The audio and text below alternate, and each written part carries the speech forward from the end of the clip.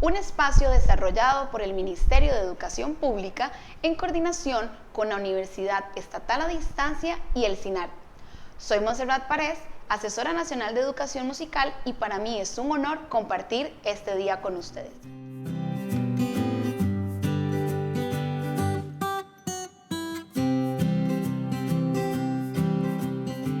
Quisiera presentarles a dos invitadas muy especiales que nos acompañan en un tema muy importante para todos nosotros: el planeamiento para la primera infancia en el marco de la transformación curricular. Es por esto que me permito presentarles a la señora Gisela Alpizar, jefa del Departamento de Educación de la Primera Infancia. ¿Cómo se encuentra, doña Gisela? Muy bien. Muchísimas gracias por compartir con nosotros. Y a doña Rocío Chávez, asesora nacional de educación preescolar. ¿Cómo está, Rocío? Muy bien, Montserrat, muchas gracias por compartir este espacio con nosotros. Les agradecemos acompañarnos hoy. Para iniciar este tema tan importante, doña Gisela, quería preguntarle por qué es importante iniciar la transformación curricular desde la primera infancia. Bueno, es importante recordar que la primera infancia inicia desde el nacimiento hasta los 8 años. Pero lo más importante en esto es que somos el primer nivel del sistema educativo costarricense. Y esto hace que desde la primera infancia hasta el resto del sistema se puedan ir desarrollando las habilidades para educar para esa nueva ciudadanía. Entonces, ¿qué queremos? Bueno, una persona que desde su nacimiento se le puedan satisfacer todas esas necesidades.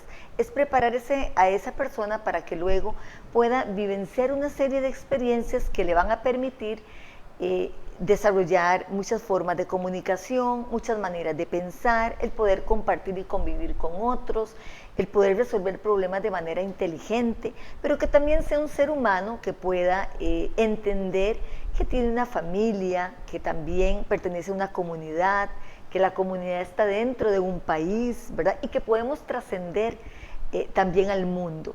Y algo también importante es poder potenciar y desarrollar a esta persona para que pueda convivir y ponerse en el lugar del otro como legítimo otro, que pueda expresar sentimientos y emociones. Por eso decimos que desde el nivel de la educación preescolar es que se favorece un desarrollo integral y que ese desarrollo integral se hace a lo largo de la vida.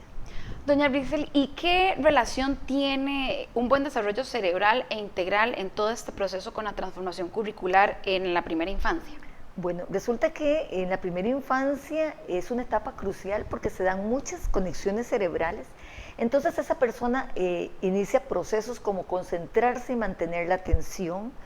Es la persona que tiene esas capacidades para tomar y resolver problemas. También fijarse metas, hacer planes y evaluar las acciones para cada uno de los planes que planifica, seguir reglas, controlar los impulsos, tener paciencia. Todos estos elementos que hoy estamos manifestando están plasmados en este gráfico que quiera que todos puedan visualizar, que son las 4 dimensiones que se encuentran en la política educativa y que cada una de esas dimensiones está conformada por una serie de habilidades y es lo que queremos nosotros entonces lograr durante todo el sistema educativo. Tenemos, por ejemplo, la dimensión maneras de pensar. Dentro de esta gran dimensión, ¿verdad? Tenemos, lo que queremos es que el ser humano pueda lograr un pensamiento crítico, un pensamiento sistémico, que aprenda a resolver problemas, que desarrolle la creatividad y la innovación. Veamos, por ejemplo, la dimensión 2, las formas de vivir en el mundo, cómo la persona podría lograr tener conciencia de la importancia de tener estilos de vida saludable, de tener esa capacidad de una responsabilidad personal y social. Veamos, por ejemplo, la dimensión 3, las formas de relacionarse con otras personas. Es ese desarrollo de habilidades blandas para lograr la colaboración y la comunicación y muchas formas de comunicarme y expresarme, ¿verdad? Usando muchos lenguajes en este momento en nuestro nivel preescolar, desde fortalecer la lengua materna, pero también el potenciar y aprender otras lenguas como el inglés, el francés, otros idiomas. Y tenemos la dimensión número 4, que son herramientas para integrarse al mundo, que son el desarrollo de esas habilidades. ¿Para qué? Para apropiarse de tecnologías digitales, para hacer uso de ellas en todos los procesos educativos y para manejar apropiadamente la información. Doña Giselle, ¿y cuál ha sido el proceso vivido a nivel curricular que conduce a garantizar todas esas acciones de calidad, sostenibles en el tiempo? ¿Qué se ha hecho? Bueno, es importante mencionar, y si quiero que podamos observar este gráfico, hemos estado participando en una serie de fases. La primera fase, la creación de condiciones que han permitido iniciar un proceso de transformación curricular de una manera ordenada, pero también muy cerca del docente, muy cerca de la comunidad educativa. Entonces tenemos la primera fase, que fue donde se crearon todas las condiciones, donde nos acercamos por primera vez a las regiones para trabajar la mediación pedagógica transformadora para el logro de aprendizajes esperados y el desarrollo de habilidades. Eso lo hicimos a través de talleres. Hubo mucha análisis de los documentos de la política educativa, de la política curricular. Luego pasamos a una segunda fase, que fue la instalación del cambio. ¿Cómo lo hicimos? Bueno, acompañando las estrategias regionales de transformación curricular en todo el país. Pero en esta fase hubo momentos fundamentales, como fue el análisis de los documentos, por ejemplo, el analizar los programas de estudio y cómo lograr enhebrarlos, ¿verdad?, con esas 4 dimensiones y las habilidades que cada una conlleva. Y la tercera fase, que es acompañar a las direcciones regionales en el seguimiento, que es ese acompañamiento al docente y el uso, sobre todo, de esa caja de herramientas para la mediación pedagógica, donde encuentran acá el planeamiento didáctico del que hoy vamos a hablar.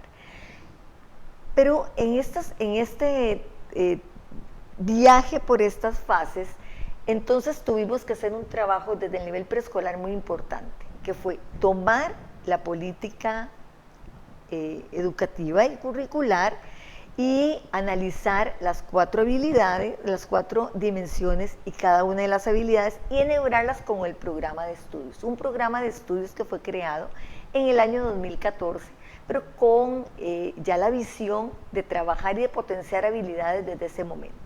Entonces, ¿qué pasa? Bueno, lo que hicimos fue analizar cada uno de los contenidos, la habilidad, el concepto de habilidad y la dimensión. Entonces, podemos ver en este gráfico cómo los contenidos, por ejemplo, que enhebramos con pensamiento sistémico, un ejemplo fue todos los de sentido espacial, sentido temporal, la conciencia corporal, la lateralidad, la correspondencia término a término, muchos asociados a la tercera unidad de interacción con el medio. Veamos, por ejemplo, que también en maneras de pensar y en pensamiento sistémico encontramos el centro educativo y la familia, ¿verdad? ¿Por qué? Porque trascienden, ¿verdad? Porque están conectados. Veamos la habilidad de pensamiento crítico. Ahí podemos encontrar entonces los contenidos de conservación de la cantidad, de elementos del medio, y luego en aprender a aprender, que es la otra habilidad, ahí lo que hicimos fue ajustar, enhebrar los contenidos curriculares y procedimentales, específicamente todo lo que es posibilidades de acción, coordinación visomotora y atención. Si vemos la dimensión de formas de vivir en el mundo, ahí tomamos 2 habilidades, la responsabilidad personal y social, que la unimos a identidad sexual, al contenido procedimental somos diferentes e iguales, y a la habilidad de estilo de vida saludable incorporamos todo lo que tiene que ver con salud y nutrición y autonomía. Veamos la otra habilidad, que es colaboración. En colaboración incorporamos todo lo que son sentimientos y emociones, todo lo que es la parte de convivencia que se encuentra en nuestra primera unidad de conocimiento de sí mismo, y la otra habilidad que trabajamos fue la habilidad de comunicación. Enhebramos en esta habilidad toda la 4ª unidad, que es comunicación, expresión y representación. Entonces, aquí vamos a ver todos los contenidos de expresión oral, comprensión oral, lectura y escritura. Una dimensión y habilidades que son fundamentales para la vida, ¿verdad? Porque la forma en que yo me comunico, en que yo también puedo leer los mensajes de un otro, pero también puedo manifestar y expresar de diferentes formas. Y a partir de la creación de estas orientaciones, ¿cómo se ha llevado a la práctica, la operacionalización de estas orientaciones y cómo lo han hecho?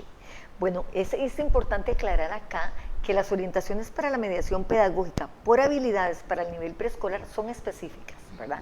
Son propias de nuestro nivel por las características de nuestro nivel.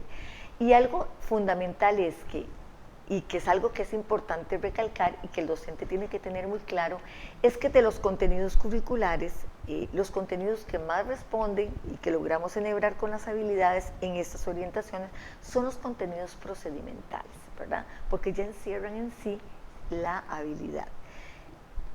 Entonces, las orientaciones en este momento las estamos trabajando, se encuentran en la caja de herramientas y pues nos dan pie para trascender en lo que es la parte de planeamiento didáctico.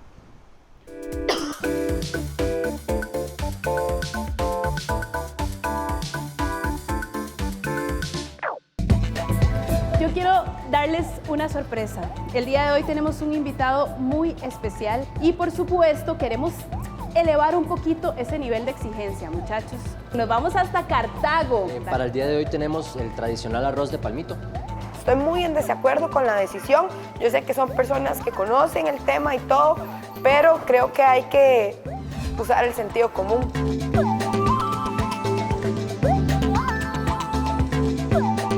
Hola, les quiero invitar a compartir con nosotros un espacio abierto para toda la familia, CINART en casa. Aquí vamos a conversar de manera positiva sobre quedarse en su hogar alegremente. Sí, músicos, actores, bailarines, humoristas, cuentacuentos, gente que desea brindar su talento y apoyo en esta coyuntura mundial. Además, queremos ofrecer consejos útiles para sobrellevar el estrés, con ideas que nos podrían incluso enseñar a disfrutar más de la vida. CINART en casa, todos los viernes a partir de las 8 de la noche en todas nuestras plataformas. 13 Costa Rica Televisión, 101.5 Costa Rica Radio y CINART Digital. No se lo pierda. El ser diferente pero con los mismos derechos. El no puedo no existe. La superación te motiva a vivir. Y me decía él, bueno, ¿cómo quieres que traten a tu hija? ¿Como discapacitada o como una niña normal? Le dije, obvio, como una niña normal. Pero yo nunca me quedo con que me digan que no puedo o algo así. Discapacidad. Este viernes 1 de abril a las 10:30 de la noche en 360. Solo por 13. Costa Rica Televisión.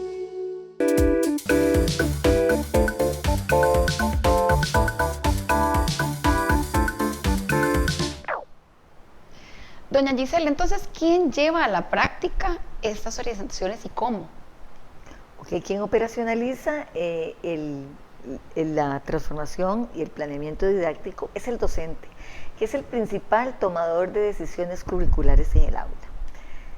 ¿Cómo lo hace? Bueno, para esto, para operacionalizar esta práctica va a requerir de organizar todos los elementos del currículo. Cuando hablamos de todos, hablamos del tiempo, del espacio, de los materiales, de la planificación y la evaluación.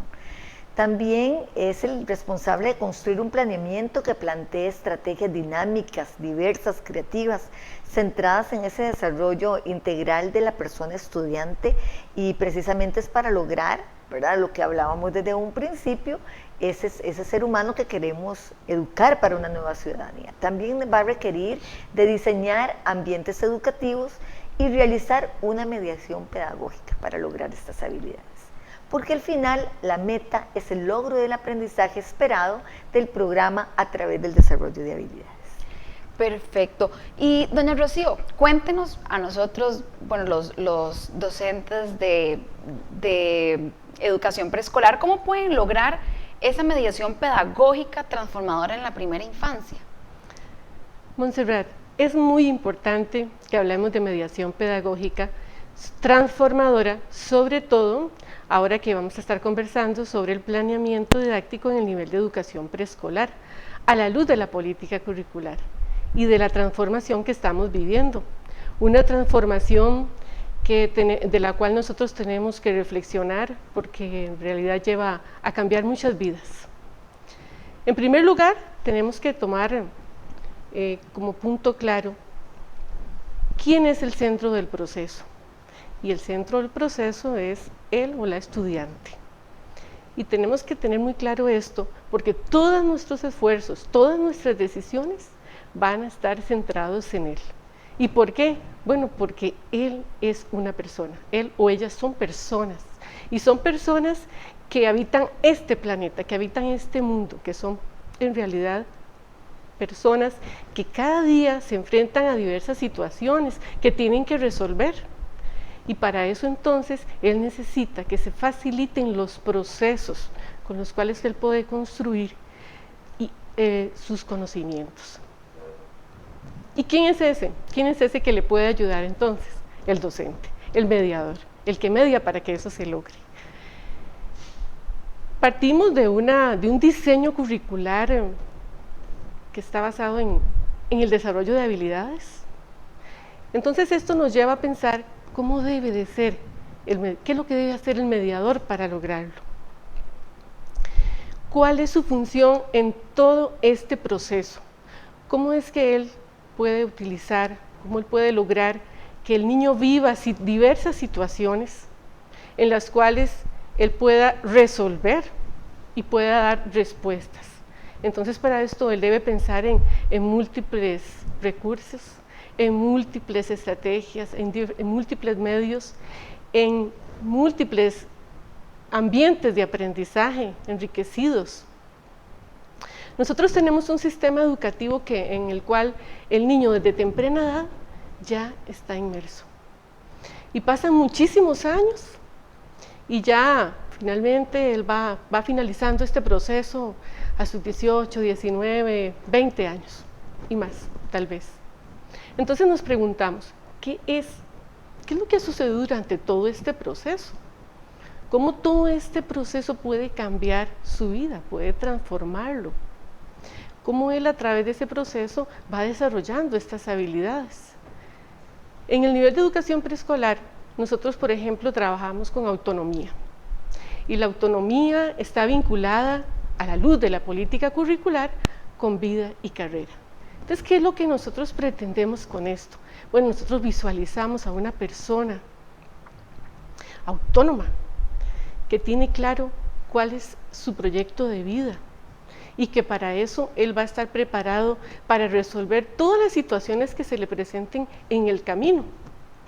Entonces es así como nosotros desde el nivel preescolar vamos poniendo los primeros granitos. ¿Y qué significa eso? Bueno, que nosotros empezamos a trabajar con un niño que tiene que separarse primero de la familia y que para separarse de la familia tiene que sentirse protegido y seguro. Pero no solo eso, sino también tiene que empezar a practicar hábitos de orden, de cortesía, hábitos en los cuales él también vea la importancia del aseo, y son pequeños pasos, pero son fundamentales para el resto de su vida. Entonces nosotros damos esos primeros pasos y esperaríamos que durante ese proceso que va a vivir él, en realidad se fortalezcan conforme va avanzando en cada uno de los niveles. Sin embargo, Montserrat, ¿qué estamos viviendo en el día de hoy? Hoy escuchamos al ministro de Salud diciendo, lávense las manos. Y encontramos en muchas ocasiones hasta descriptores en indicaciones de cómo lavarnos las manos. Si realmente nosotros hubiéramos desarrollado estas habilidades, en este momento seríamos personas autónomas que sabemos cómo lavarnos las manos. Y sabemos también la importancia de por qué tenemos que lavarnos las manos.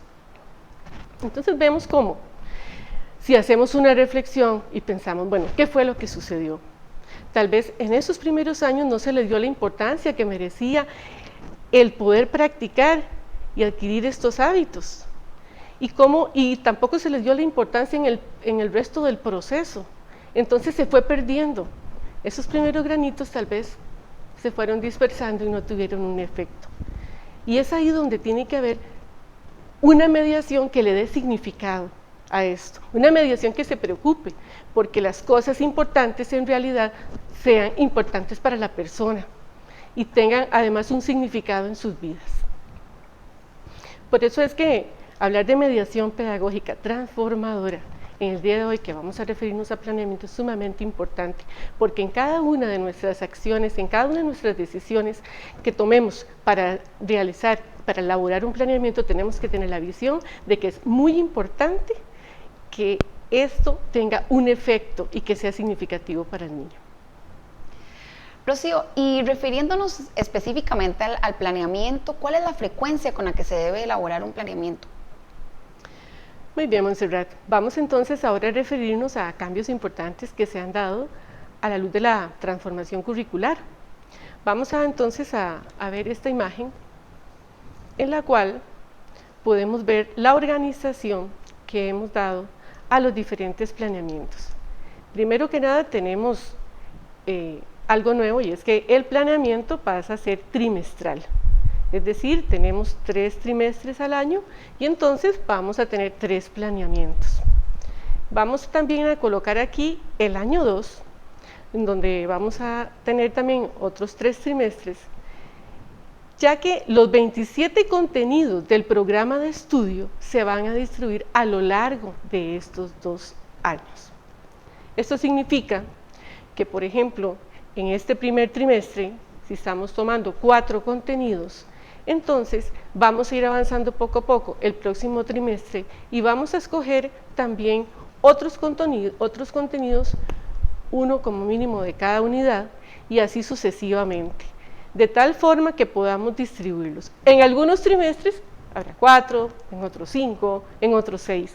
La docente es la que va a tomar la decisión de acuerdo al progreso y al desarrollo que vayan teniendo los estudiantes.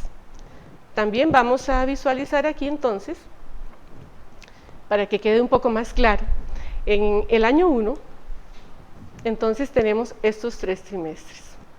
Y como les decía antes, entonces ambos, tanto transición, el ciclo de transición como el ciclo de materno-infantil, están iniciando con el diagnóstico. ¿Por qué? Porque es un empezar. Todos estamos de nuevo, ¿verdad?, bajo esta mirada de la política curricular, y entonces el abordaje que hacemos de los contenidos, pues entonces es nuevo para todos. Aunque ya hayamos trabajado, por ejemplo, en el caso de las docentes que están trabajando con el nivel de transición y han trabajado el año pasado contenidos ya de los que vemos en el diagnóstico, pues en realidad lo volvemos a hacer porque es un nuevo abordaje, ¿verdad?, de la mirada del desarrollo de las habilidades. Es así que entonces estas fechas que aparecen, por supuesto, son tentativas de acuerdo a los cambios que se vayan a dar, pero son los que se habían establecido, y en cada uno de estos trimestres la docente va a elegir un contenido, como les decía, de cada una de las unidades para trabajar. En esta imagen también vemos, visualizando ya el próximo año, ¿qué pasaría para el próximo año? Bueno, para el próximo año entonces, en el ciclo de materno-infantil, vamos a hacer de nuevo, ¿verdad?, el diagnóstico. Son niños que están ingresando al sistema, y en el caso de las docentes que trabajan con sus grupos de transición y que vienen ya de un proceso de materno, por supuesto, entonces van a elegir los contenidos que necesita para ir avanzando y completar los 27 contenidos. Entonces esto en el segundo trimestre, pues entonces se repetiría el hecho de que transición elige los contenidos, y ahora también en materno se van a elegir los contenidos.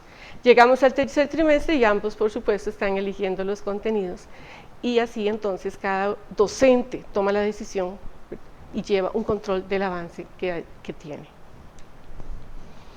Es muy importante, cuando decimos que el docente elige los contenidos, saber que estos contenidos, cada uno de los contenidos va a estar disponible en la caja de herramientas.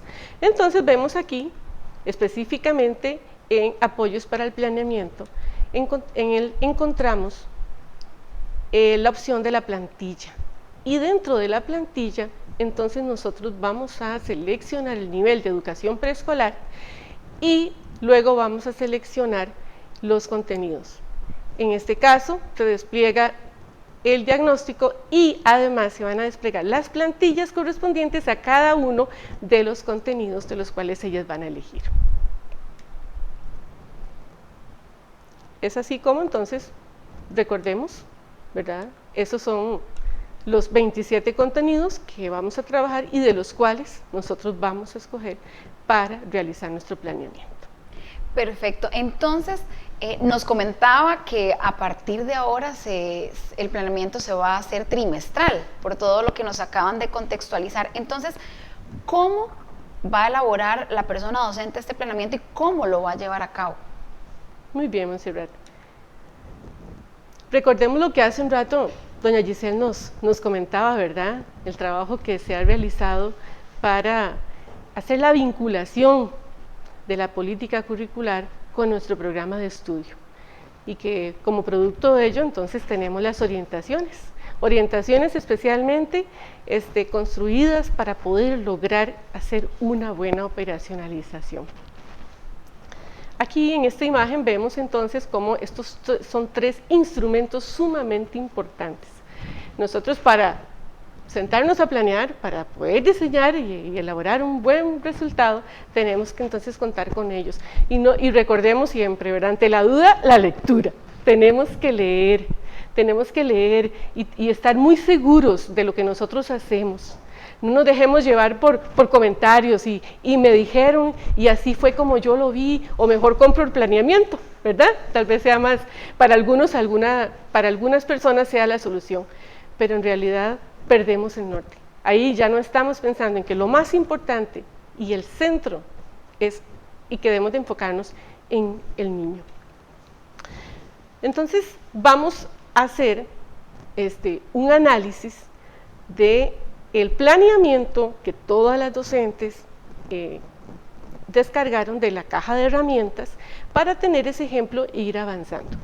Recordemos entonces, tal y como nos dijo doña Giselle, que los 27 contenidos del programa de estudio fueron vinculados con 8 de las habilidades de las 3 dimensiones, así como lo podemos ver en esta imagen. Y esto es importante recordarlo para poder saber en dónde están ubicadas cada uno de los contenidos, con cuál se vinculó y como también antes lo mencionábamos, pues tratamos de hacer la mejor vinculación, la más natural, para que esto resultara todavía, digamos, se pudiera llevar a la práctica de la mejor manera.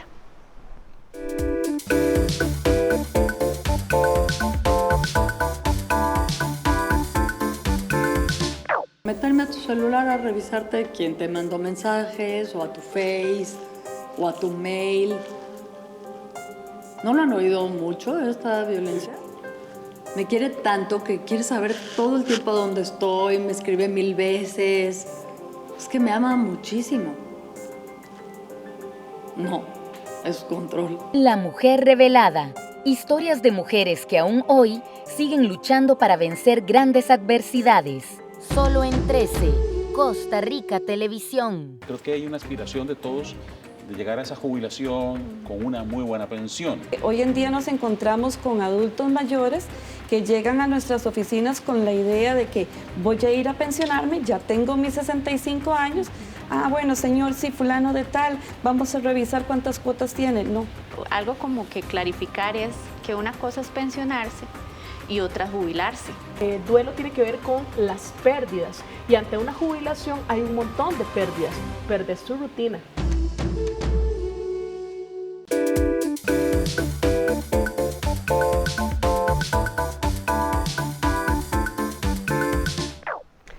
Recordemos que son 13 habilidades y aquí estamos vinculando 8 habilidades. Entonces vemos en esta imagen cómo lo que se pretende es que con el resto de las habilidades, las otras 5, se haga un abordaje transversal al elaborar las estrategias de mediación. Estas 5 habilidades son resolución de problemas, creatividad e innovación, ciudadanía global y local, apropiación de las tecnologías digitales y manejo de la información. Y este abordaje transversal lo vamos a hacer cuando estamos planificando las estrategias. Entonces, por ejemplo, el uso de la tecnología. Nosotros elaboramos una estrategia, incluimos tecnología y entonces de esta forma ya estamos visualizando también cómo lo vamos a contemplar. Vamos ahora, Monse, a analizar la plantilla de planeamiento didáctico. En primer lugar, tiene un encabezado en donde están los aspectos administrativos. Tal y como lo podemos ver en esta imagen, tenemos una primera sección en donde aparecen las habilidades en el marco de la política curricular, una segunda sección donde aparecen los aprendizajes esperados, indicadores de los aprendizajes esperados y las estrategias de mediación, la tercera sección donde están los instrumentos de evaluación, la cuarta donde está la organización del tiempo y una última con los anexos. Ahora entonces, esas partes vamos a visualizarlas en la plantilla que cada una de las docentes tiene, que corresponde al diagnóstico.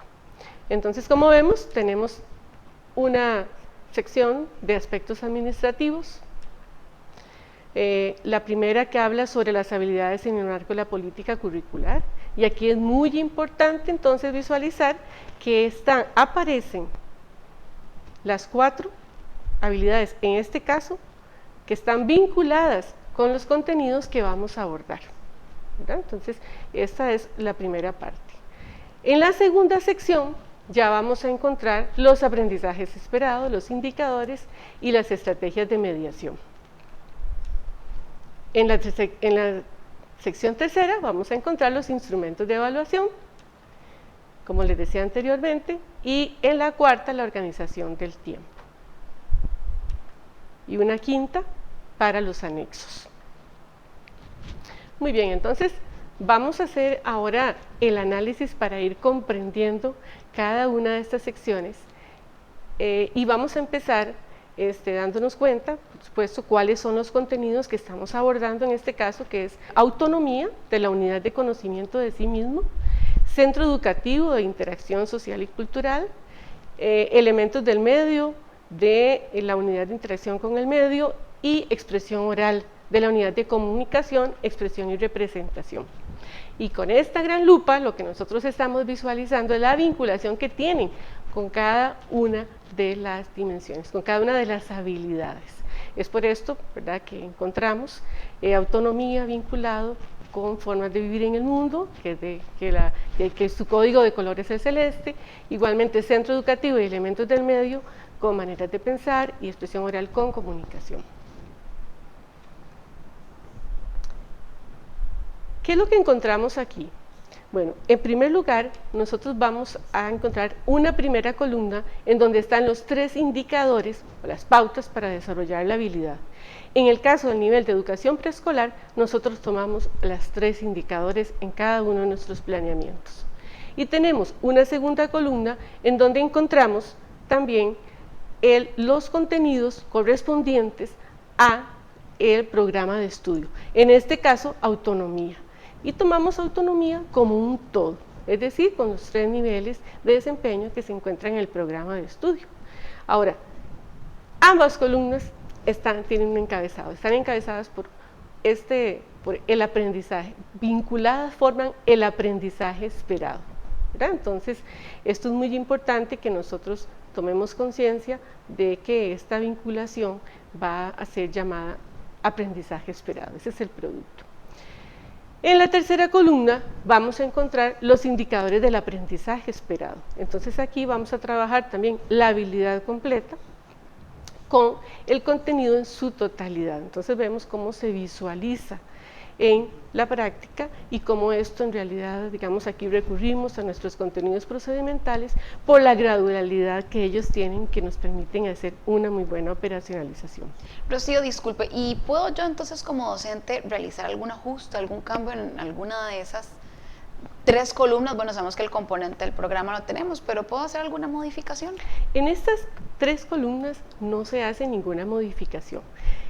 En esta cuarta columna es donde sí va el docente a tomar decisiones, pero para tomar esas decisiones es muy importante que él reflexione y que considere la información que se encuentra ahí plasmada. No simplemente es algo que aparece para que forme parte de un requisito, sino que es el que le guía para poder elaborar las estrategias de mediación. Entonces, estas estrategias de mediación van a responder a los indicadores de la habilidad que se encuentran, como dijimos, en la primera columna, al contenido conceptual, que está en la segunda columna, y a los indicadores del aprendizaje esperado. Son graduales, van de lo simple a lo complejo, y secuenciales, es decir, se relacionan unas con otras, además de que se redactan en función del niño. Y aquí es donde decimos que aparece la magia del docente, ¿verdad? Porque recordemos que se tiene que plasmar esa mediación pedagógica transformadora en las decisiones que él tome. Ahora, aparte de tener, digamos, pues, de tener conciencia de lo que representa esta segunda sección, nosotros tenemos que reflexionar y considerar el documento de las orientaciones de educación preescolar. En este documento nosotros encontramos una primera columna en donde aparece la habilidad y su definición. En la siguiente columna aparecen los indicadores. Hay una tercera columna que hemos incluido, sobre todo para clarificar a qué contenido, ¿verdad?, corresponde y con cuál contenido está siendo vinculada la habilidad. Recordemos que todos tomamos como base las orientaciones generales y que a partir de ellas fue que cada uno lo fue adecuando a su nivel o a su asignatura. Bueno, y aquí entonces aparecen los rasgos, los correspondientes para este aprendizaje esperado. Tenemos además los niveles de desempeño que fueron también diseñados para cada uno de los rasgos que aparecen aquí. Entonces, esta es un análisis que hacemos tal vez de forma, digamos, horizontal, vertical, y ahora vamos a visualizar en esta otra imagen también algo muy importante, y es que cada uno de los indicadores para el aprendizaje, de los indicadores de la habilidad están relacionados con un rasgo. En este caso, por ejemplo, autodirección está relacionado con manifestación, manifiesta actitudes de seguridad, de separarse de las personas adultas significativas. Esto es muy importante porque nosotros vamos entonces a estar trabajando a través de todo el trimestre con estos rasgos y que en la plantilla de planeamiento se llaman indicadores del aprendizaje esperado, y entonces vamos a ir desarrollándolos, pero vamos a ir haciéndolo en relación al indicador que corresponde. Por ejemplo, adaptación y flexibilidad, entonces se va a relacionar con la práctica por imitación de hábitos de aseo y orden y cortesía, y con la práctica también de aseo de hábitos de orden y cortesía que tenemos ahí, con esos dos rasgos. Y tenemos además el de autoeficacia percibida, que lo vamos a relacionar con el rasgo de realiza algunas acciones sin ayuda de otras personas. Y eso es muy importante, digamos, que lo tengamos claro, esa relación que se hace horizontal. Bueno, el aprendizaje esperado entonces es el resultado del contenido curricular en su totalidad, con cada uno de los indicadores de la habilidad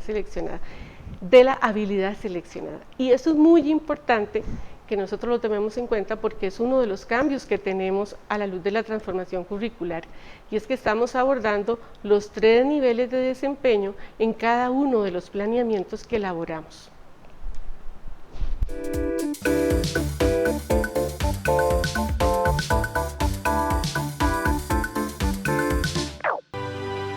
Huir de la guerra, cambiar las costumbres, una nueva vida. Migrantes en Latinoamérica, sirios en Argentina, solo en 13, Costa Rica Televisión.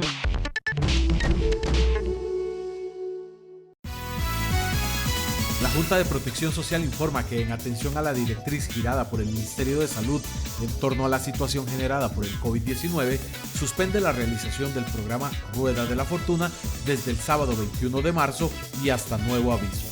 Estaremos informando por este medio la fecha de reanudación del programa. Gracias por la comprensión y les invitamos a seguir las recomendaciones del Ministerio de Salud.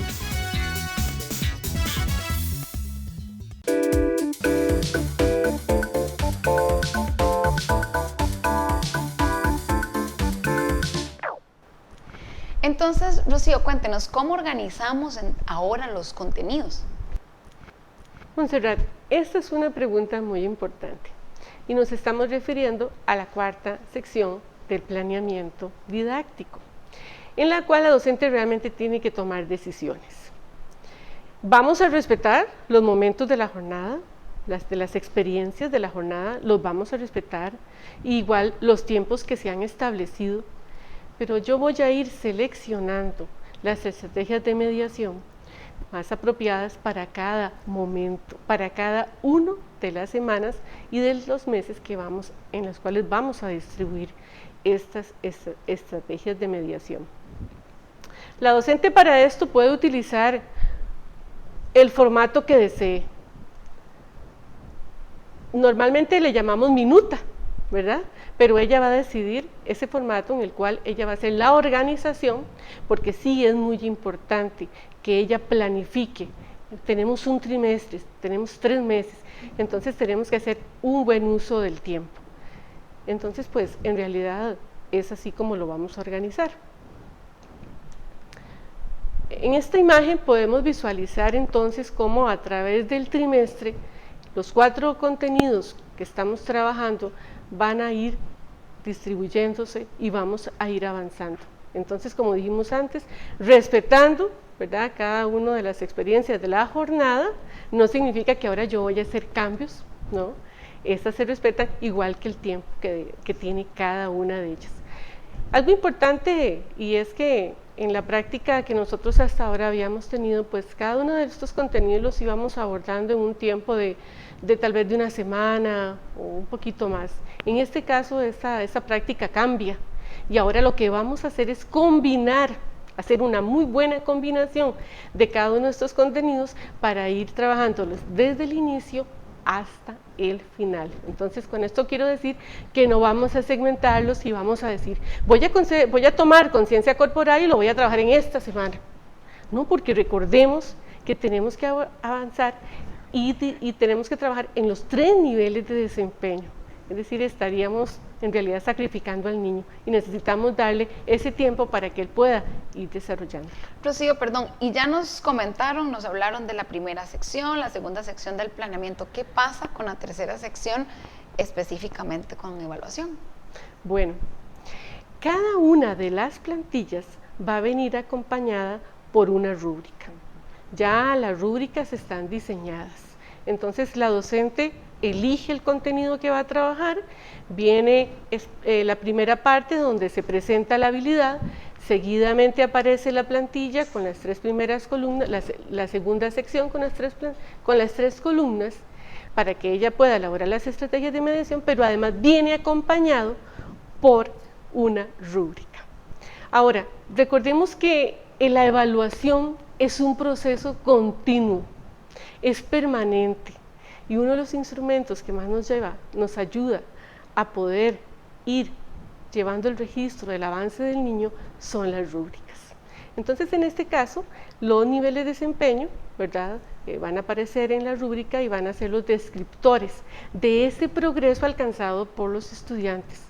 Y recordemos que estos van a caracterizarse por ser inicial, intermedio o avanzado. Es decir, ante una acción, ante una experiencia que el niño tenga, nosotros vamos a ir valorando en cuál de estos niveles se encuentra. Pero no lo vamos a hacer subjetivamente, porque para eso hay un descriptor en esta rúbrica que nos indica qué es lo que nosotros tenemos que observar para poder decidir el progreso que él va teniendo.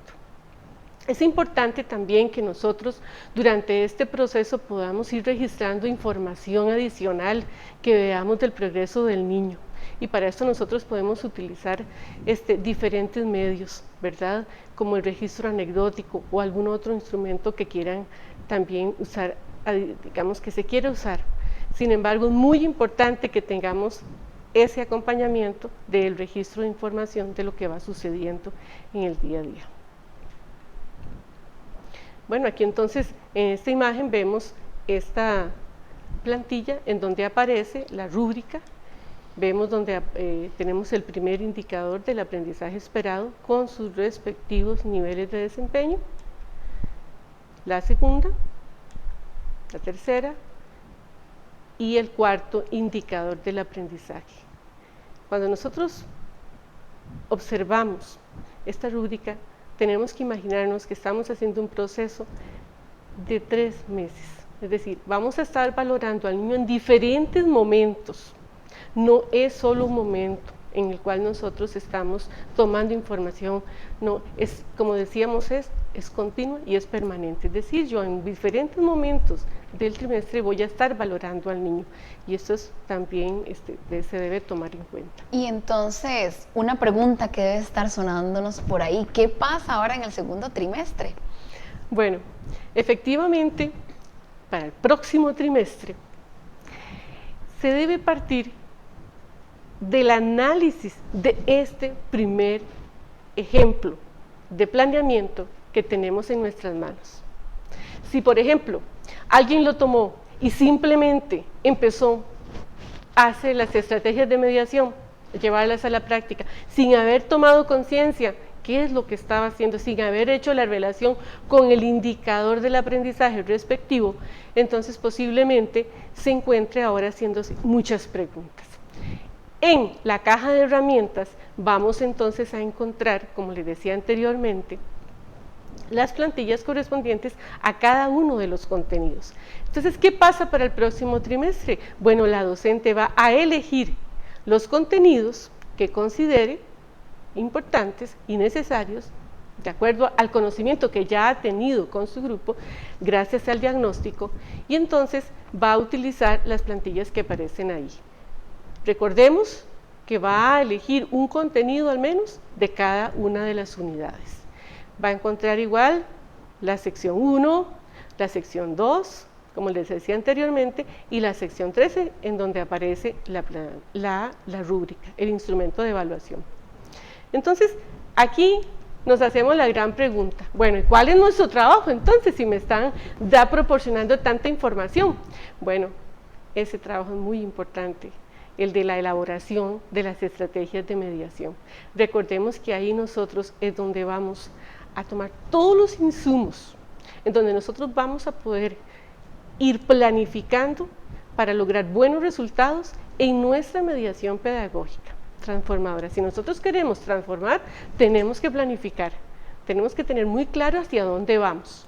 Bueno, entonces, repetimos, hace un rato lo habíamos mencionado, estas estrategias de mediación tienen que responder a los indicadores de la habilidad, al contenido conceptual y a los indicadores del aprendizaje esperado. Además, tienen que ser graduales, es decir, de ir de lo simple a lo complejo, que se relacionen unos a las otras, redactadas en función del niño, tomando en cuenta sus intereses, sus inquietudes. A veces nos han preguntado, bueno, ¿y qué pasó con las inquietudes y los intereses y el tema que se trabajaba antes en el nivel de educación preescolar? Bueno, recordemos, las inquietudes de los niños son muy importantes y no podemos obviarlas, tienen que estar siempre presentes en nuestra planificación. Pero claro, ahora lo vamos a abordar de manera transversal.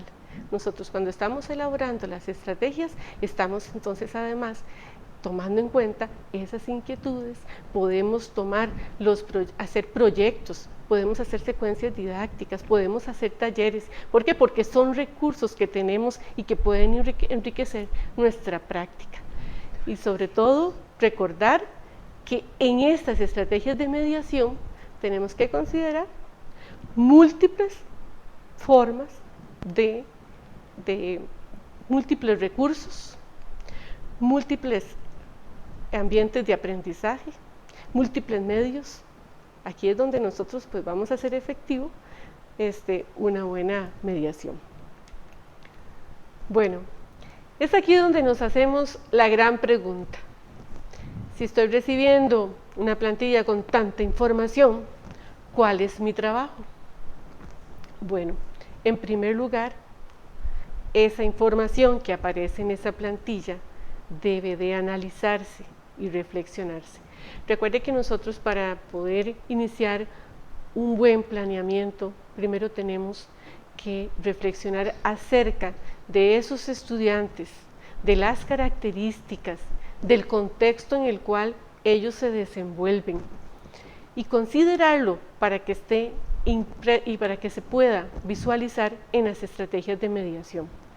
Recordemos que esas estrategias son graduales, van de lo simple a lo complejo, se relacionan unas con otras, se redactan en función del niño, es decir, se van tomando en cuenta sus intereses y sus necesidades. Algo muy importante es que las estrategias de mediación, cuando nosotros hablamos de contextualizarlas, de enriquecerlas, nosotros muchas veces no tomamos en cuenta el legado cultural, el ambiente natural en que se desenvuelve ese niño, y eso es importante que también se visualice. Hay una pregunta que suelen hacer las docentes en este momento, y es que ¿qué pasó con el tema de interés del estudiante? Con los talleres, con los proyectos y las secuencias. Bueno, esos son recursos muy valiosos y siempre debe estar presente el interés, las inquietudes que tengan los niños. Al elaborar, tienen que estar presentes al elaborar las estrategias de mediación. Entonces estas se van a abordar de una forma transversal, es decir, vamos a imaginarnos, vamos a considerarlas como recursos valiosos y van a estar incorporadas en el planeamiento. Rocío, ¿y hay algún cambio en el seguimiento individualizado? Bueno, en el seguimiento individualizado, nosotros en realidad pues hasta ahora hacíamos un plan general, ese plan general ya no se va a hacer, sino que se van a hacer planes específicos para cada niño, de acuerdo a los resultados que hemos obtenido en cada una de las evaluaciones que se realizan en el trimestre. En el primer trimestre, el seguimiento individualizado se dedica a hacer el tamizaje de los niños y las niñas, se realizan las entrevistas a los padres de familia, a la familia, y se inicia el expediente del proceso educativo del estudiantado, que en esta ocasión vamos a realizarlo en la plataforma ministerial. Ya prontamente vamos a tener la apertura de él. Esto es en el primer trimestre. Además de esto, estamos teniendo resultados con la evaluación que nosotros estamos haciendo. ¿Y qué vamos a hacer, por supuesto, con los resultados? Bueno, con base en ellos, entonces se van a elaborar cada uno de los planeamientos individuales que el niño, para ejecutarlos en el momento de seguimiento individualizado, que son 40 minutos. Recordemos que tomamos a toda la población, ¿verdad? Todos los niños tienen derecho a participar a recibir este seguimiento, esta atención, y por eso es que nosotros, pues, como les decía, vamos a retomar los contenidos que hayamos trabajado, vamos a potenciar en los niños de acuerdo a sus características, de acuerdo a sus necesidades, vamos entonces a ir elaborando este planeamiento. Igual, para el tercer trimestre, entonces consideramos los resultados de la evaluación del segundo trimestre y elaboramos los planes. Ya en el tercer trimestre, entonces, igualmente vamos a estar incluyendo toda esta información que se va generando en cada uno de los trimestres, vamos a incluirlos también en el informe cualitativo de desempeño del niño.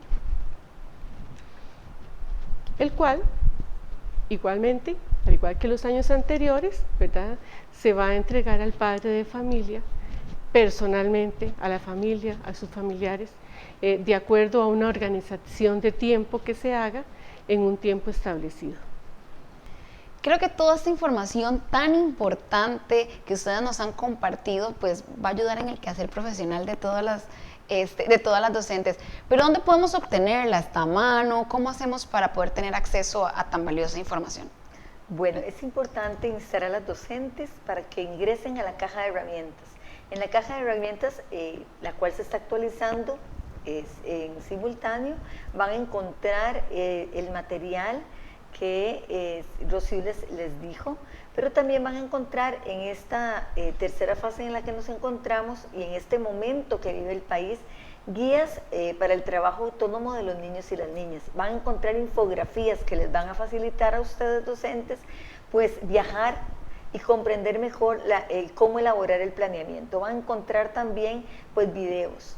Entonces pues las invitamos a que visiten también el sitio de Tecnideas, ¿verdad? Que también se encuentra en la caja de herramientas, y que cualquier duda, cualquier consulta, a través de las asesoras regionales, pero también el departamento está organizado por asesoras de enlaces, entonces lo que ustedes necesiten, con mucho gusto estamos para servirles. Y en esta tercera fase que ya inició y que va a continuar una vez que volvamos a clases, vamos a estar acompañándoles en las regiones educativas. Agradecerles, doña Giselle, doña Rocío, por compartir con nosotros información tan importante, y muchísimas gracias a todos ustedes que nos han acompañado en un espacio más de Aprendo en Casa.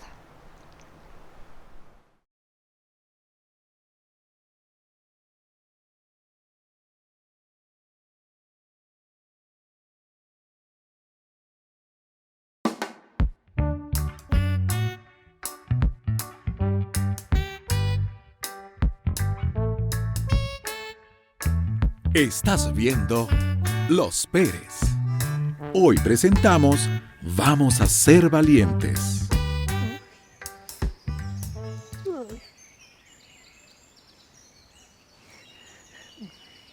Lenny, ¿qué tenés? Te ves asustado. Es que le tengo mucho miedo a las vacunas. Y en la escuela me dijeron que nos van a poner una. Lenny, pero es solo una agujita chiquitita. Ay, sí, pero me da mucho miedo. Lenny, tenés que ser valiente. Pero yo soy valiente. Lo que pasa es que no me gustan las vacunas. Yo creo que no sabes lo que significa ser valiente. Pues claro, ganarle a los malos y no tener miedo. Bueno, sí, algo así. Lo sabía. Bueno, entonces déjame decirte algo. Hay muchas enfermedades que quieren atacar tu cuerpo. ¿Oh? Y las vacunas nos ayudan a detener esas terribles enfermedades que no nos dejan estar sanos. Ay, entonces las agujas son como las espadas de los guerreros. Sí, exacto. Son como la medicina que ayuda a prevenir muchísimas enfermedades. Uy, ¿sabes, Sila? Voy a ser un valiente perezoso sin enfermedades en mi cuerpo. ¡Vacunas a mí! ¡Buenísimo! ¡El valiente Lenny! ¡Woo! Hemos presentado Los Pérez. No te pierdas muy pronto un nuevo capítulo por este canal. Disfruta, aprende y sueña con Los Pérez.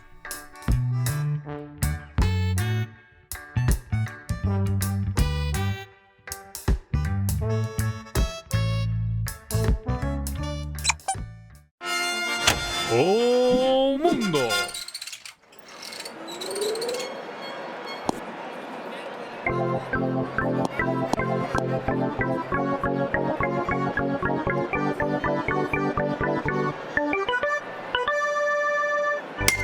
Ante sus ojos, la Tierra. Tierra es el nombre que recibe nuestro planeta en referencia a todo lo que podemos pisar sobre él, que en realidad se trata de rocas y minerales degradados por efecto del agua y el aire, que nos permiten tener los pies bien puestos en el suelo. No queremos hacer suelo, no queremos hacer suelo, no queremos hacer suelo, no queremos hacer suelo. Para que siempre nos pisen y nos rompan las narices. Roca, larga vida punk. Pero este suelo que pisamos es tan solo la capa superficial de la corteza terrestre. Está compuesta por una mezcla pulverizada de piedras, arena y arcilla, combinadas con agua, moléculas de aire y los restos orgánicos de quienes vivimos en la superficie. Justo debajo hay una capa intermedia, compuesta por material pétreo y grava fragmentada en tamaños más grandes. Pero más abajo todavía, la capa más profunda, la roca madre. Piedra sólida de gigantesco tamaño donde se origina la formación del suelo a través de un lento proceso de fragmentación debido al agua y el aire. ¡Oh, mundo! Oigan, muchachos, ¿por qué esas caras? ¿Están teniendo un día duro? ¿O es que están sordos como rocas? La verdura. Bienvenidos a La Verdura. Yo soy Benito Berenjena. Y disculpen la interrupción. Esta noche bajaremos las luces para nuestra entrevista exclusiva con Topacio Malacara. Bien, cuéntanos, Topo, ¿cómo está la situación en La Madriguera? Sí, ese es un tema muy profundo. La situación está cada vez más complicada. Primero, asfaltaron la superficie. Luego construyeron una fábrica justo en la salida de La Madriguera. Y un mal día, un camión arrojó sus desperdicios tóxicos al lado de mi casa. ¿Desperdicios tóxicos sobre La Madriguera? ¿Cómo es posible? La familia de topos y castores estamos organizados y vamos a iniciar protestas en contra de la contaminación de la tierra. Les deseo mucha suerte, Topacio, y hasta una nueva edición.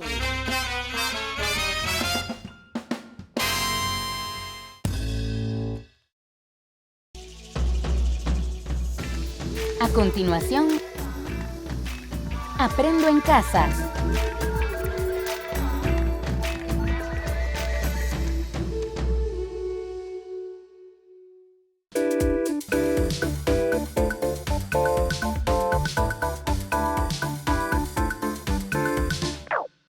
Hoy les decíamos al inicio del programa, nos íbamos a sentar a conversar sobre un tema importante a valorar, a aprender en nuestras casas, aprovechando que hay muchísima gente que está ahora en las casas, y es el que tiene que ver con la prevención de la violencia intrafamiliar. Y por eso le damos la bienvenida a dos invitadas muy especiales. Yo la estaba molestando a una de ellas, le dije, regresó muy pronto porque hace poco nos había acompañado del Instituto Nacional de las Mujeres del Departamento de Violencia de Género. Nos acompaña hoy nuevamente Marcela Arroyave. Muchísimas gracias por estar con nosotros. Gracias a ustedes por la invitación. Y también nos acompaña Marina Cruz, quien es asesora del Programa Nacional de Convivencia del Ministerio de Educación Pública. Un placer de verdad que también esté con nosotros. Y ahora, dentro de un rato, yo quería que iniciáramos con una canción, que ahí tenemos un extracto, pero ahorita dentro de un rato vamos a poner ese tema. Sí, tranquilas. Empecemos primero, a veces es difícil. Yo tengo muchos años de estar en esto de la comunicación, y desde hace muchísimos años que se habla del tema, y uno dice, ¿cómo es posible que todavía estemos hablando de un tema como la violencia intrafamiliar con los resultados que son evidentes? Y entonces yo quisiera que empezáramos nuestra conversación diciéndole a la gente, es difícil aún, por ejemplo, y la que quiera interrumpen cuando quieran, es difícil aún para muchas familias, mujeres, cualquier persona que integre un núcleo familiar, identificar que haya violencia intrafamiliar.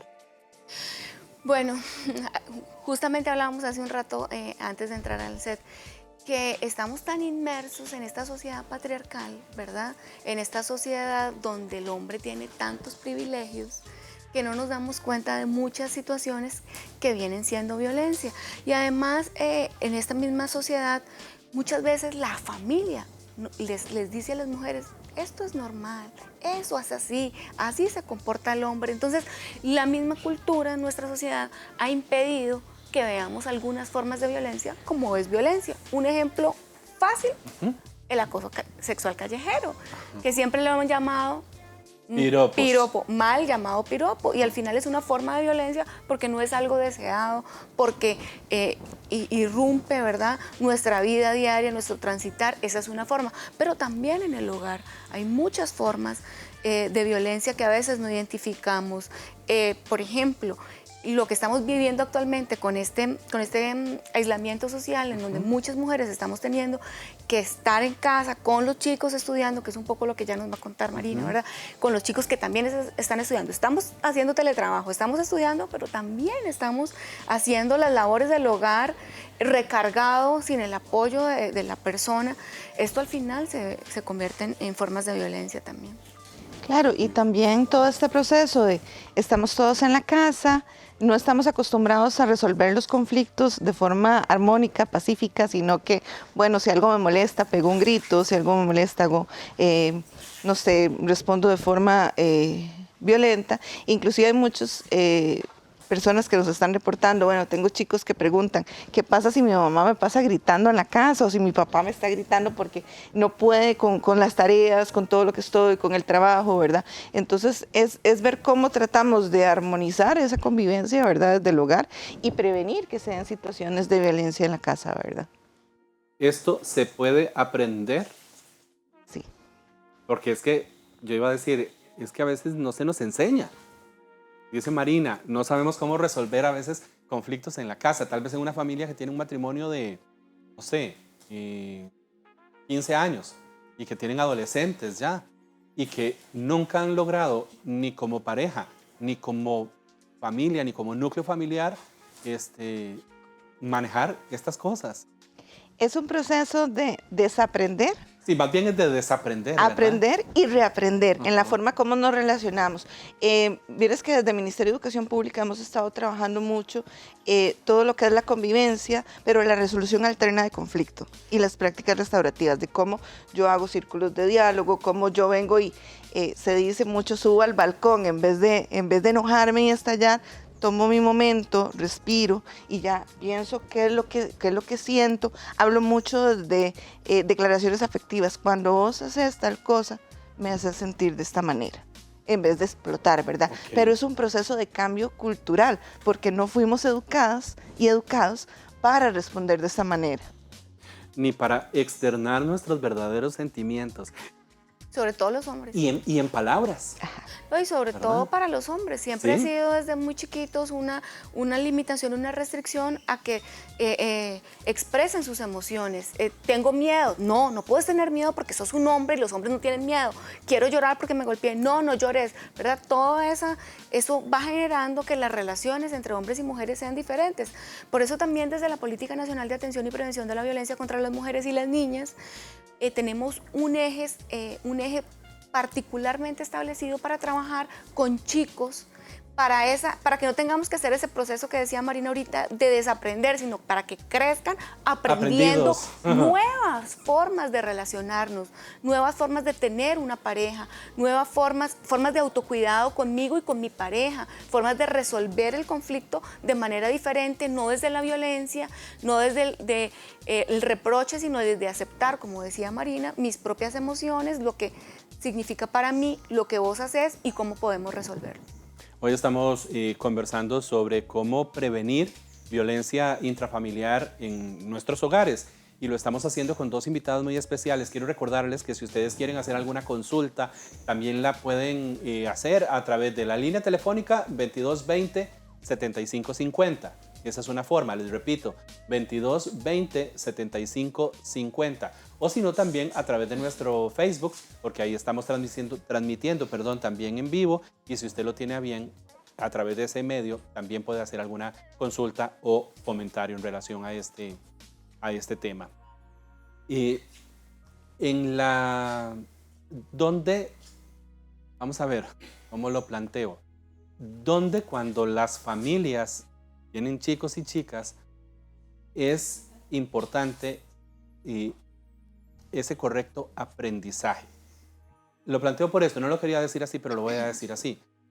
Muchos papás y mamás creen que es obligación de quienes tienen a cargo ese proceso de enseñanza formal en la escuela, desde el kinder, en la prepa, en el colegio. Bueno, en el colegio ya se agarró demasiado tarde, pero entonces achacan esa responsabilidad a otros ante la incapacidad o la ignorancia también, porque a veces tenemos que asumirnos como ignorantes con respecto a un tema.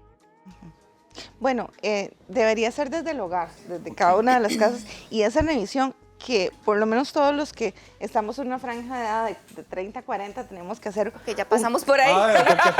O más. Tenemos que hacer un cambio, porque fuimos educados... Nos está excluyendo más bien.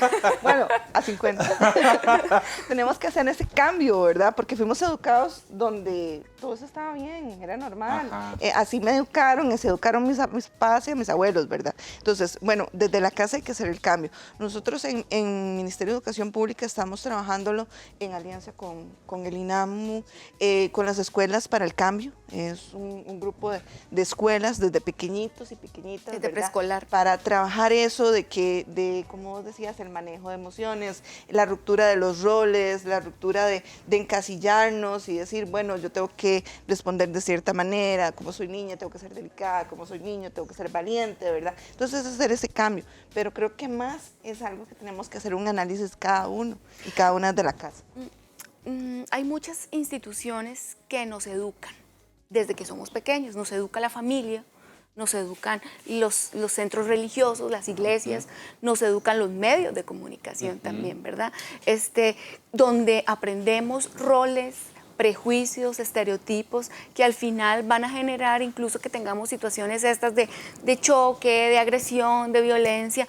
Entonces, es una responsabilidad conjunta del Estado también, incluso por medio del Ministerio de Educación, pero sin duda lo más cercano que tenemos es la casa. Cuando hacemos capacitaciones yo siempre les pregunto, ¿usted cuándo aprendió un prejuicio? ¿Cuál fue el primer prejuicio que aprendió? Ah, bueno, que tal población es perezosa. ¿Y cómo lo aprendió? Por ejemplo, es que mi papá decía, ay, es que esos tales no trabajan, ¿verdad? Entonces vean cómo desde casa, igual desde nuestro hogar o en los medios de comunicación ya recibimos. Además los chicos están permeando siempre todo y se van nutriendo de todo. Entonces también son los medios de comunicación, el Estado, la iglesia, las familias los que vamos nutriendo a chicos y a chicas. Ok. Ya tenemos que hacer una pequeña pausa. Cuando regresemos entonces hablamos propiamente sobre cómo prevenir este tipo de situaciones en la casa. Pero tal vez en unos... nos vamos a la pausa ya. ¿Cuánto tenemos? Sí. Ok, más bien entonces, antes de irnos a la pausa, yo quisiera saber qué pasa cuando, o si se puede, que un chico o chica pequeño en una casa sea quien decida romper con el círculo de la violencia intrafamiliar. ¿Es posible? Sí, claro. Claro que sí, y para eso existe una serie de ayudas, de apoyos que tenemos en la institucionalidad, ¿verdad? Entonces, por ejemplo, ahora les decimos a los chicos y chicas, si en este momento se sienten, no sé, que están siendo violentados, que están siendo presionados, hay diferentes líneas de apoyo. En este momento está funcionando el 1147, que es el del PANI, ¿verdad? Donde yo puedo llamar y decir, bueno, me siento de tal forma, estoy aquí en mi casa, necesito que me escuchen, ¿verdad? Pero uno mismo y una misma puede ir haciendo esos pequeños cambios del hogar. Ok, vamos a hacer una pausa. Cuando regresemos entonces continuamos conversando tanto con Marcela Arroyave del Instituto Nacional de las Mujeres como con Marina Cruz del Ministerio de Educación Pública. Ya casi regresamos.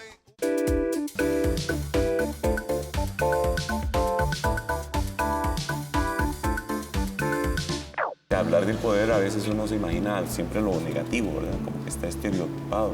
Creo que es importante destacar que el poder tiene beneficios. Por poder uno puede entender la capacidad de hacer algo.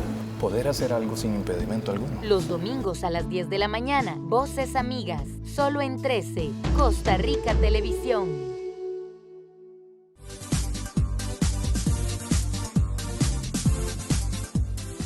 La Junta de Protección Social informa que en atención a la directriz girada por el Ministerio de Salud en torno a la situación generada por el COVID-19, se suspenden los sorteos de Lotería Nacional y Lotería Popular Chances desde el martes 24 de marzo y hasta nuevo aviso. La Junta de Protección Social insta al pueblo de Costa Rica a quedarse en casa. ¿Cómo se previenen los virus respiratorios? Lavándose las manos constantemente, tapándose la boca con el antebrazo o un pañuelo desechable al toser o estornudar, evitando tocarse la cara, boca o nariz si no se ha lavado las manos, y no asistiendo a eventos masivos. Cuídese, su salud está primero. Un mensaje de CINART, Costa Rica Medios.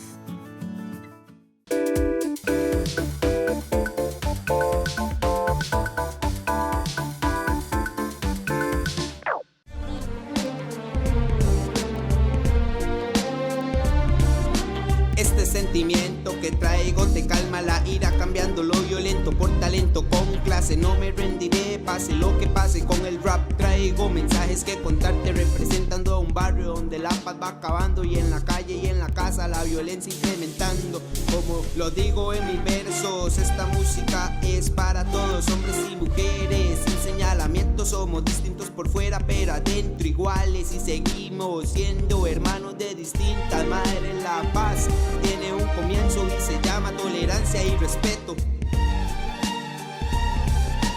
Amor sin violencia.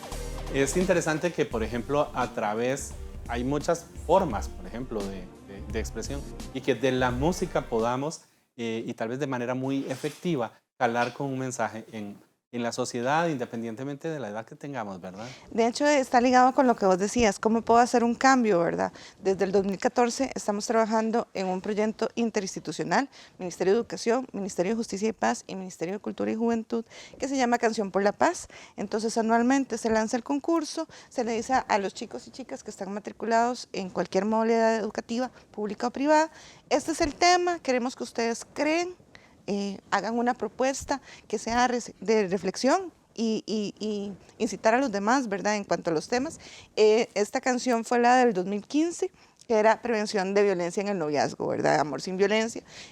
Oscar Daniel es un chico que es de Pavas, ¿verdad? Entonces, él hace su rap y hace ese llamado, ¿verdad? A que podemos relacionarnos desde el respeto, desde la tolerancia, y no incurrir a la ira, no incurrir a eso que está acabando con las comunidades, ¿verdad? Ese tipo de cambios se pueden hacer desde chicos y chicas, desde el hogar, desde la prevención, desde esa propuesta de cambio. Ok, fuera de micrófonos estábamos diciendo que resulta en estas condiciones en las que estamos ahora viviendo como país, por ejemplo, como sociedad, en el que algunos, no toda la gente hace caso de quedarse en la casa, pero los que sí hacen caso y tienen la oportunidad porque su trabajo se los permitió, o incluso, y hay que decirlo así también, hay mucha gente que ya se ha quedado sin trabajo y entonces también está en la casa porque sabe muy bien que no es momento como para ir a andar buscando trabajo.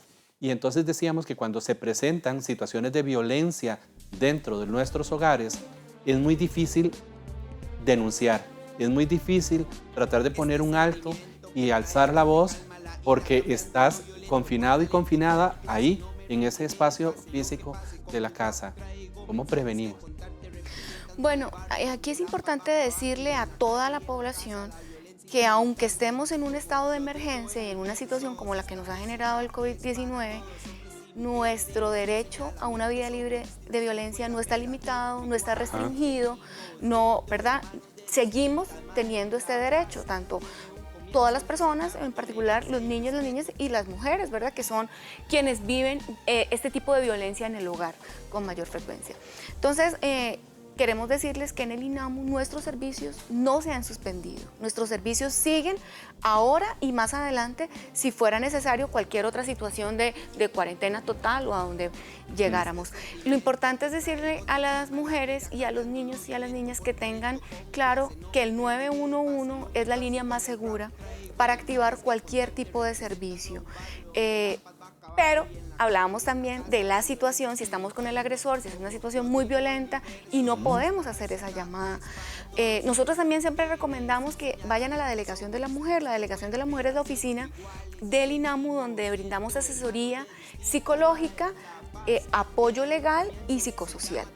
Si no lo pueden hacer, tenemos una línea de teléfono donde pueden llamar también al 2527-3761, pero siempre, por favor, a través del 911.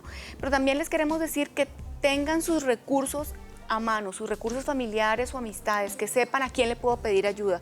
Por ejemplo, el agresor no me deja hacer ninguna llamada y yo le digo, voy a llamar a mi hermana para ver si está enferma, y ahí aprovecho. Tenga una señal, me está violentando, y que esa persona sea la que active cualquier medio como sería el 911 para evitar cualquier situación peor de violencia que puedan y que ya hemos tenido y que hemos visto, ¿verdad?, a lo largo del tiempo. Al igual están las redes sociales, ¿verdad? Casi que los chicos, las chicas, ¿verdad? Pasan pegados de los celulares, de Instagram, de Facebook. Igual ahí están las redes del INAMU, están las redes de vida estudiantil. ¿Qué les estamos diciendo? Por ejemplo, ahora todos los chicos están en casa y los docentes también, pero si yo conocía una situación de que Marcela era una chica que tenía riesgo inminente de violencia y que en el MEP hay protocolos de actuación ante situaciones de violencia, yo no puedo decir, bueno, ahora que estoy desde la casa, ya no. No, tengo la obligación por el Código de Niñez y Adolescencia en el artículo 49 hacer algo, a hacer el llamado, a llamar al 911 y decir, vea, tengo una estudiante, Marcelita, que está en la casa y que ahí está siendo violentada la mamá, tiene una historia, ella también, igual, que puedan acudir a nosotros. Ahora están todos los chicos, como les digo, en las conectados, redes, en los Insta, ¿verdad? Entonces, bueno, desde un Insta nos manda un mensaje, necesitamos apoyo, igual está el del PANI, está el del INAMO, entonces hay recursos para pedir ayuda. Nos decía Fuerza Pública que hoy quería estar acá, pero no se pudo, ¿verdad? Ellos están atendiendo la emergencia de violencia, o sea, no es porque estamos ahora con el COVID en las casas que dicen, bueno, eso no es importante, para ellos y ellas es igual de importante, y si hace una llamada, ellos van a llegar a auxiliar, entonces de que hablemos, ¿verdad? El silencio es lo que nos puede poner en más riesgo. Al inicio del programa, al inicio de la conversación, perdón, yo mencionaba que qué increíble que tenemos años y años de estar hablando de esta situación de violencia intrafamiliar. Pregunto y aprovecho entonces yo para preguntarles, ¿cómo ha sido el comportamiento, por ejemplo, en los últimos años de este fenómeno? Que alguien podría decir que ha tenido que venir disminuyendo. No, jamás. ¿No? Que tiene que ver, tal vez no tiene que ver con que haya más aumento de la violencia, sino que tenemos menos miedo a hablar y que tenemos más posibilidades de denunciar, que pasa un poco con la situación que estamos viviendo actualmente. Mucha gente, o se ha mencionado en algunas informaciones, que no han aumentado las denuncias por violencia. Lo que pasa es que en este momento hay dificultad para denunciar, precisamente por lo que decíamos, estamos en casa, estamos con el agresor. Es una situación que nosotros vemos siempre en el cierre colectivo. Cuando hay cierre colectivo de las instituciones, en diciembre o en Semana Santa, pues puede que haya una igual o disminución de las denuncias, pero cuando vuelve y se abre, viene, ¿verdad?, otra vez esta oleada de denuncias porque no tenemos posibilidad. La verdad es que la violencia está presente desde hace mucho tiempo y sigue presente. Lo que ahora es que tenemos más opciones para denunciar. Las mujeres en algún momento han tomado o han visto el efecto de la violencia, cuando hemos visto tantos femicidios y tenemos miedo de que nos pasen a nosotras, entonces estamos denunciando más por la violencia. Ahí está, ¿verdad? Y hay una correlación, entre más se hable del tema, más se capacite, más se divulgue, va a subir el número de reportes o denuncias. Nos pasa igual con bullying, nos dicen, bueno, ¿por qué tenemos una tasa tan alta en Costa Rica de bullying? Porque los chicos y chicas han entendido que eso no es una conducta que está bien y que puedo pedir ayuda. Entonces, entre más están denunciándolo, va a acrecentar la estadística, pero no quiere decir que no existía antes, es que no se decía, que no se pedía ayuda. Si hay algunos factores que propician, por ejemplo, situaciones de violencia, también hay factores protectores de la violencia intrafamiliar. Claro, por supuesto que sí, y por eso hablábamos hace un rato, yo les contaba del eje que tiene la política para trabajar con niños y niñas, donde precisamente se trabaja con factores protectores de la violencia, para que promuevan relaciones igualitarias, para que promuevan relaciones sanas, relaciones de un poco lo que hablábamos también antes de entrar al programa, y es de la corresponsabilidad de la familia, de toda la familia, donde padres, madres, hijos, tenemos ciertas responsabilidades en el hogar y las compartimos. Eso también nos ayuda a tener menos niveles de tensión en el hogar y que se dispare la violencia, ¿verdad? Si yo estoy tan recargada, en algún momento voy a explotar. Si, por ejemplo, apoyamos todo lo que tiene que ver con la corresponsabilidad en el hogar, podríamos lograr esto como un factor protector de la violencia. De hecho, nosotros trabajamos mucho lo que son las habilidades socioafectivas, ¿verdad? Cómo manejo emociones, cómo manejo la empatía, cómo manejo esa asertividad de poder decir no sin que sea de una forma violenta, cómo manejo ese liderazgo que no sea impositivo, y factores protectores, ¿verdad? Desde el arte, el deporte, la cultura, ahora se hace mucho yoga, meditación, arteterapia, musicoterapia, ¿verdad? Todas esas cosas que nos ayudan a bajar esos niveles de frustración y de ansiedad que ahora están incrementados porque estamos en la casa, ¿verdad? Y tensos. Y tensos y estresados con las noticias, estresados con los reportes. Entonces tenemos que buscar cómo canalizamos. Por ejemplo, ahora estamos trabajando desde MEP lo de la lectura, ¿verdad? De que, bueno, voy a leer un libro, voy a compartirlo con los demás y así me aíslo un poco de toda esta crisis que está pasando en el mundo y dejo de pensar y dejo de estar en paranoia y dejo de estar preocupado, ¿verdad? Entonces buscar otros canales que pueden ser factores protectores para bajar esos niveles de ansiedad. ¿Cuál fue la línea telefónica que mencionaste del PANI? 1147. 1147 y 911. Esa es la línea. Marcela, ¿dónde, antes que mencionaste la delegación de la mujer, físicamente dónde está la delegación? Físicamente está en el bulevar en San José, centro, en el bulevar que está entre los tribunales y el Museo Nacional. Entre esa calle en la mitad son 75 metros al sur del Museo Nacional. Ahí está, nosotros estamos trabajando, estamos atendiendo. Abrimos una línea telefónica, la atención ahí siempre ha sido presencial, sin embargo abrimos una línea telefónica para aquellas mujeres que están con aislamiento social y están en una situación de violencia o que por condiciones de riesgo no pueden salir de la casa por temas de salud o porque no pueden salir porque el agresor no lo permite. Abrimos una línea telefónica que es el 2527-3761, donde también pueden tener esta asesoría. Más despacio. 2527-3761. Ok, perfecto. Igual por redes sociales nos pueden escribir a Vida Estudiantil, nos buscan en Instagram, nos buscan en Facebook, pueden escribirnos a la dirección que está ahí en este momento en pantalla, que es vidaestudiantil@mep.gov.cr, y también está la Defensoría o la Contraloría de Derechos Estudiantiles. Si yo soy estudiante y digo, bueno, necesito apoyo, ahí hay abogados, hay psicólogos, hay trabajadores sociales, entonces ese es derechosestudiantiles@mep.gov.cr. Pero igual, o sea, nos pueden contactar de las vías que necesiten ese apoyo, ¿verdad? Porque no están solos y no están solas, ¿verdad? Aquí estamos tratando a la distancia de apoyarnos. A ustedes como Vida Estudiantil, MEP no los seguía, ya los estoy siguiendo. Gracias. Muchas gracias de verdad, Marina y Marcela, por haber compartido con nosotros esta mañana. Gracias por el espacio.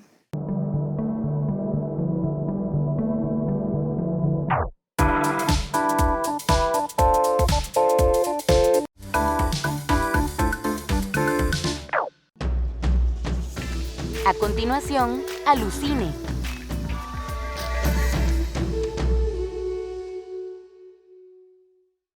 Me dejaste sin palabras para hacerte una canción.